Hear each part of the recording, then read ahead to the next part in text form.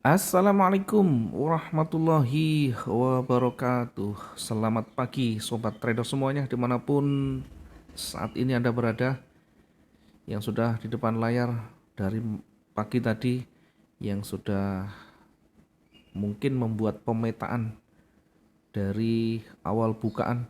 Hari ini Jumat di akhir pekan, pertengahan Desember, di 16 Desember tepatnya 2022. Di pergerakan hari kemarin kita akan coba untuk evaluasi sebentar. Kemudian nanti kita coba untuk memetakan bagaimana potensi satu hari ke depan.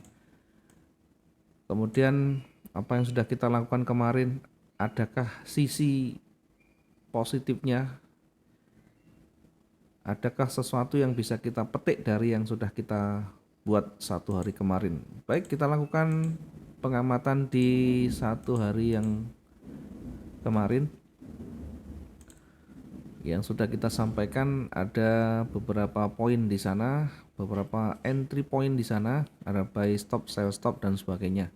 Kita nanti coba untuk ambil sisi positifnya dan pembelajaran yang bisa kita banyak ambil juga.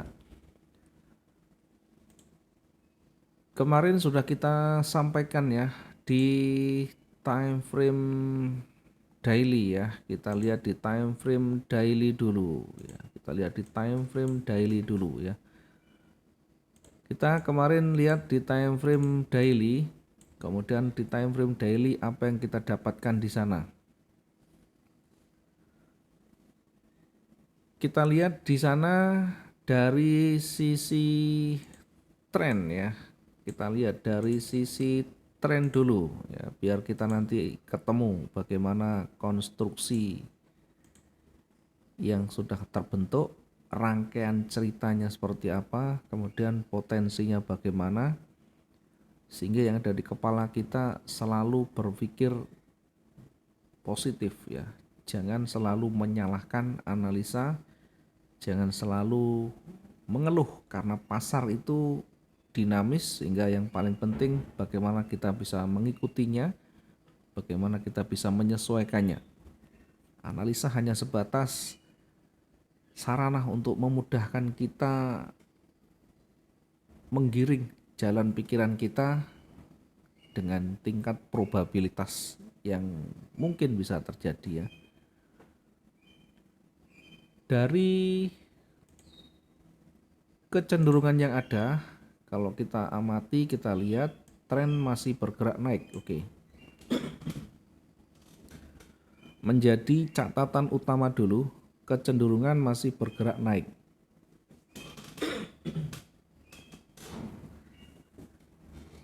Namun demikian perlu dicatat ya.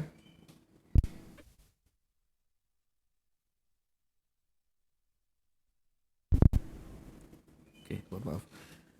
Namun demikian perlu dicatat bahwa tren tidak selamanya akan terus menguat ya.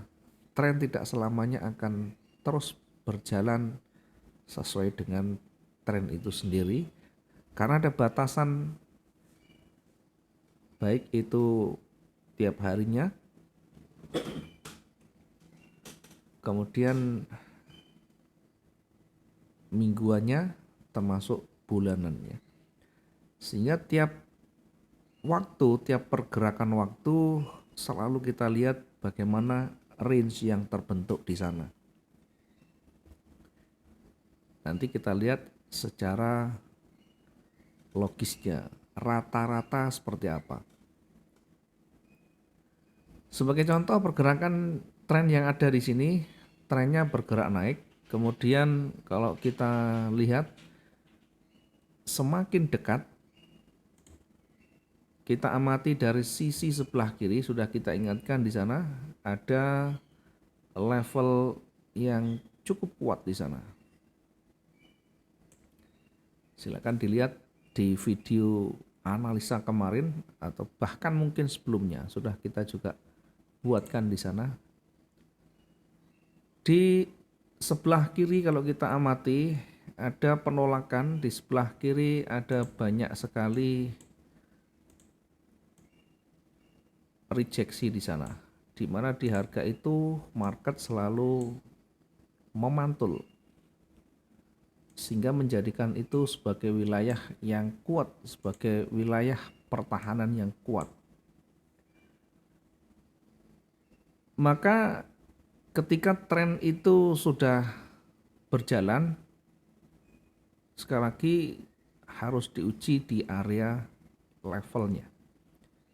Tidak serta-merta dia begitu dia tren lantas dia terus bergerak lanjut. Karena ada batasan, karena ada aspek yang harus kita pertimbangkan. Nah, yang kita sebutkan di sini adalah levelnya. Di levelnya terhenti, kemudian kita amati yang lebih dekat lagi.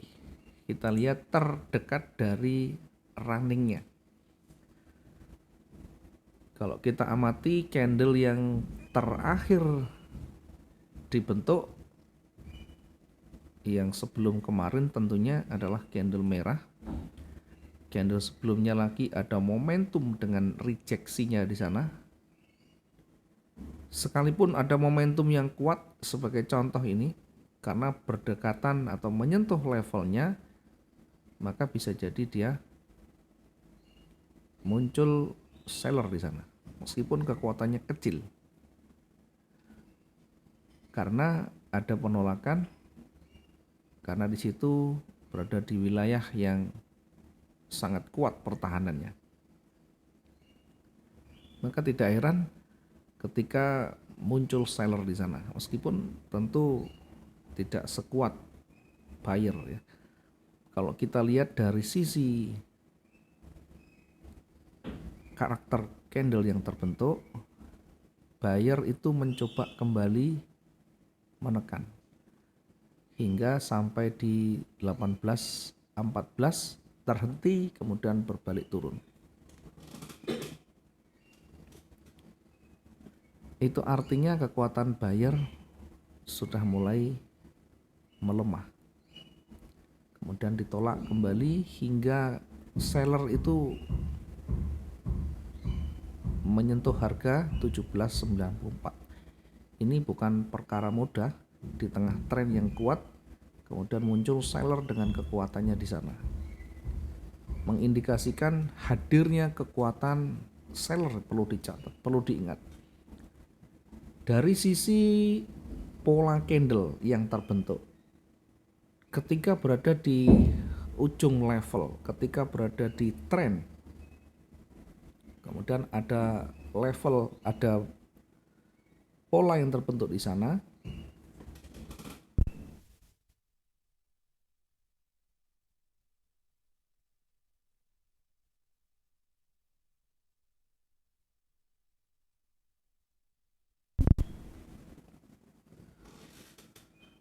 apa pola yang bisa kita lihat di sana?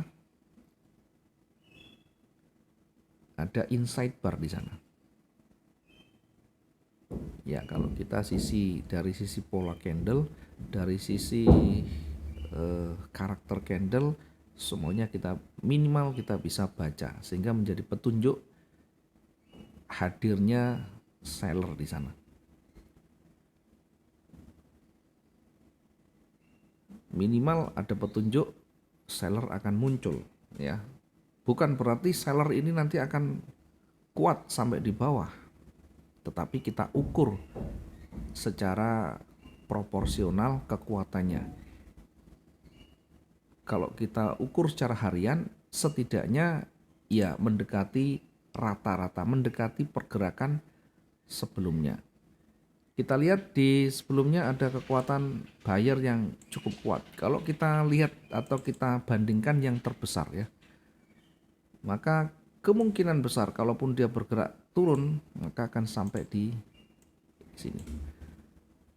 Sebaliknya ketika naik, dia akan bergerak hingga di sini. Tentu ketika naik artinya breakout di sana dari time frame kecil nanti akan terlihat melewati level-level yang terdekatnya. Minimal gambaran umum ketemu di time frame besarnya. Baru di time frame yang lebih kecil kita nanti menentukan entry point-nya ya. Di time frame H1 ya yang terlihat di sana. Kita perhatikan di time frame H1 sebelum dia bergerak kuat, tentu kita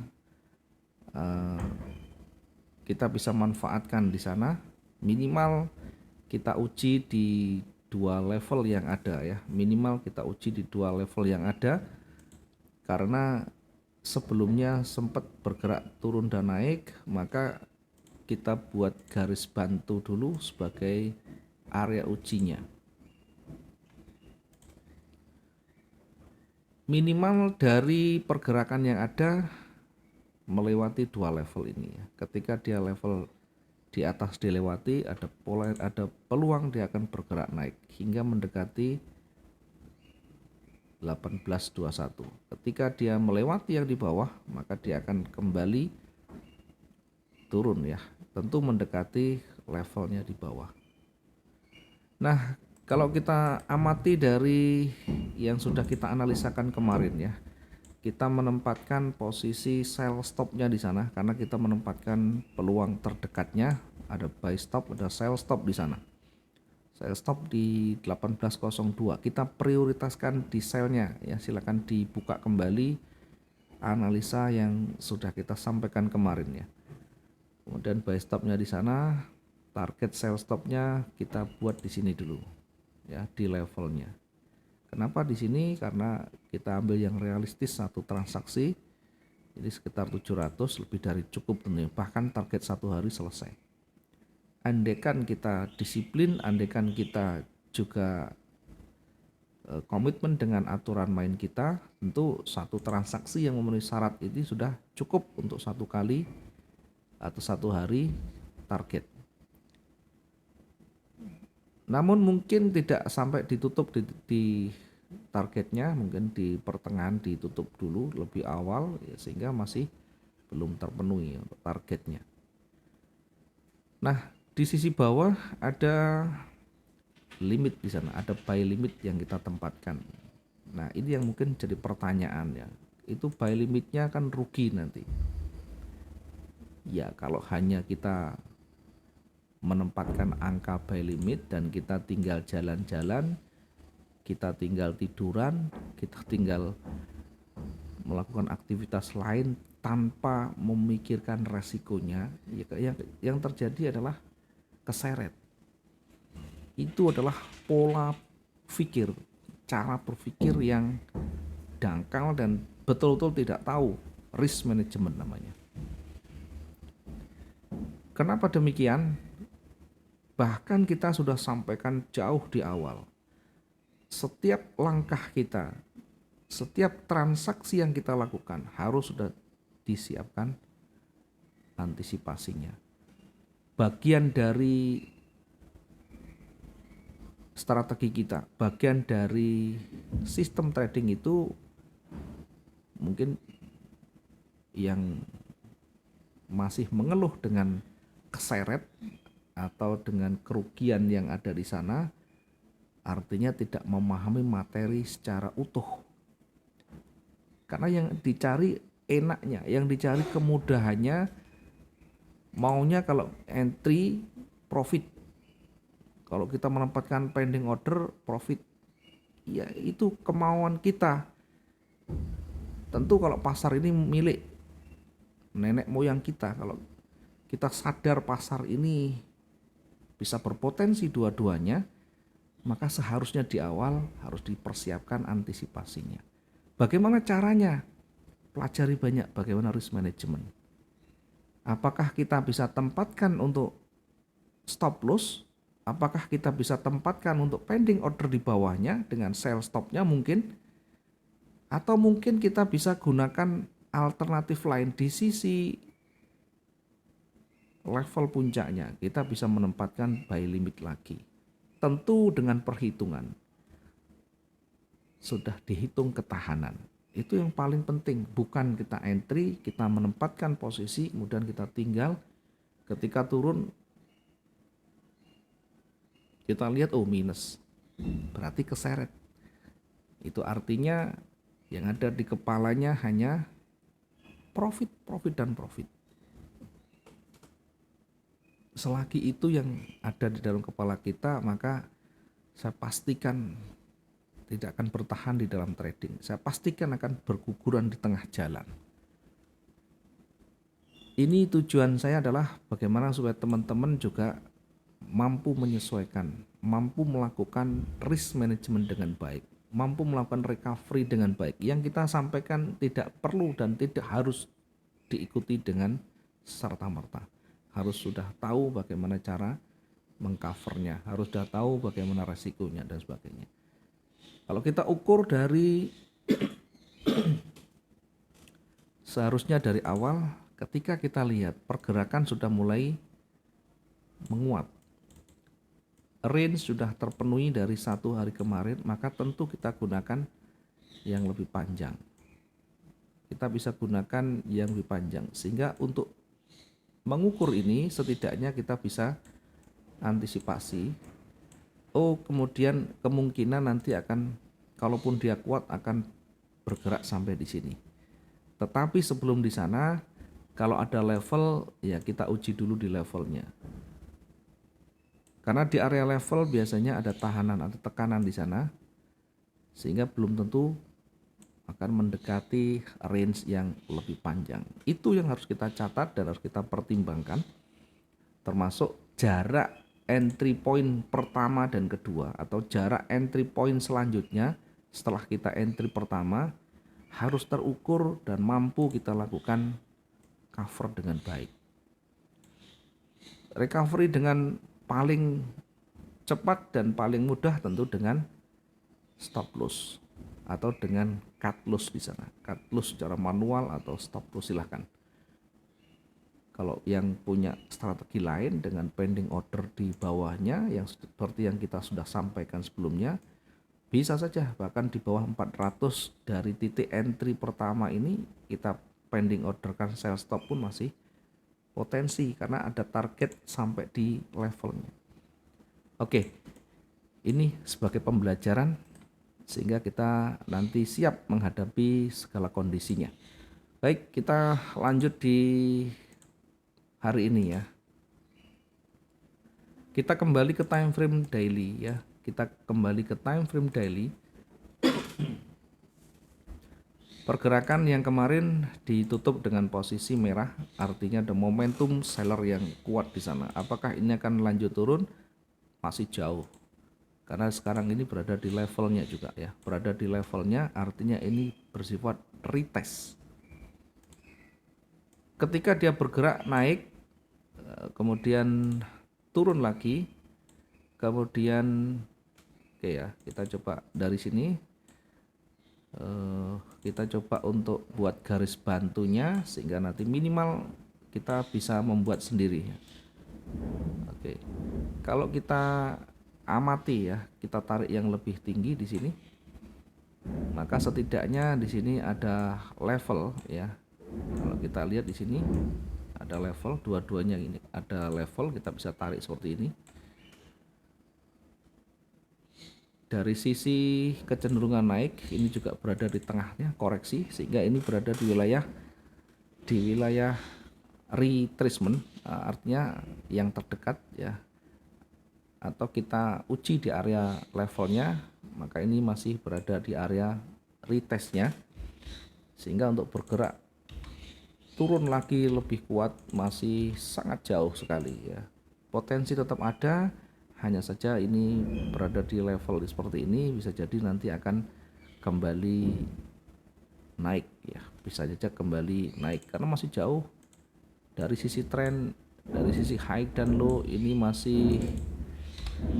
masih berada di tren naik. Sekali lagi masih berada di tren naik. Kita kembali ke H1 untuk melihat secara detail nanti peluang-peluangnya, potensinya kita bisa lihat di H1 ya. Di H1 masih cukup potensial.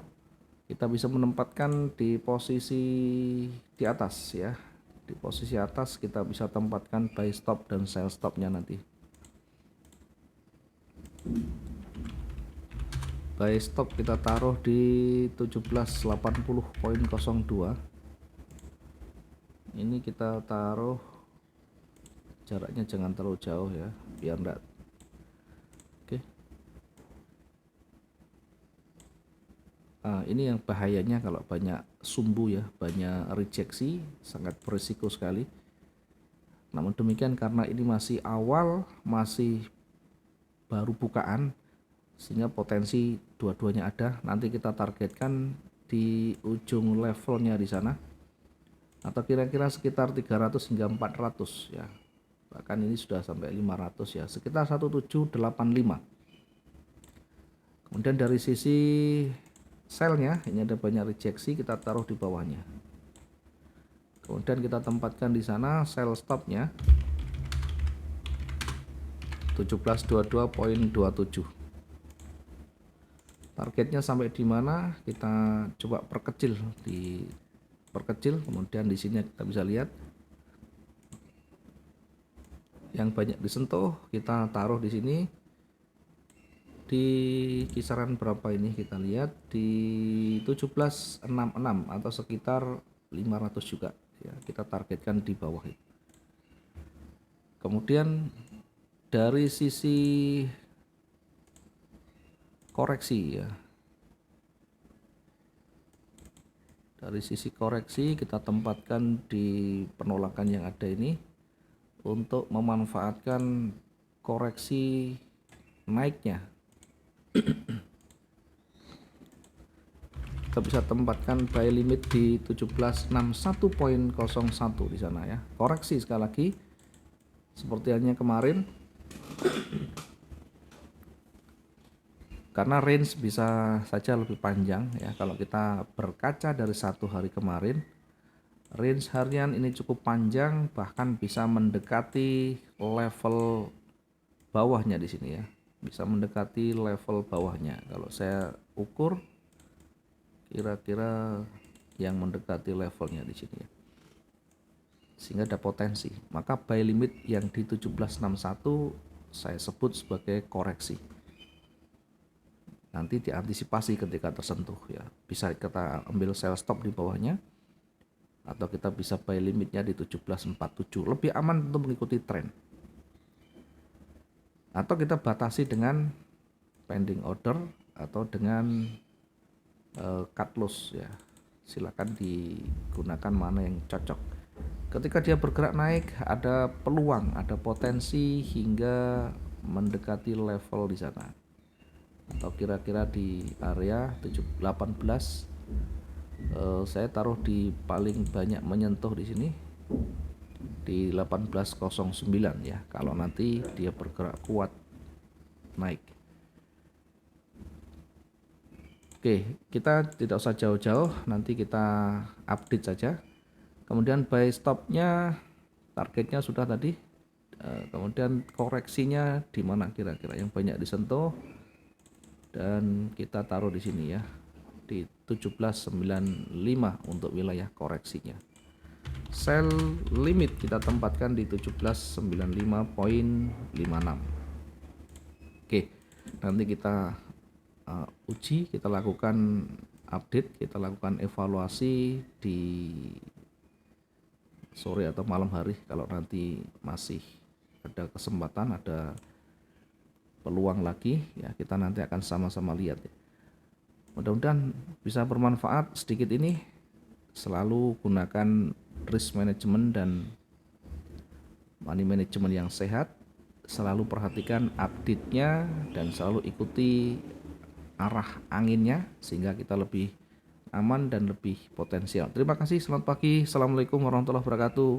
Salam profit 2 arah.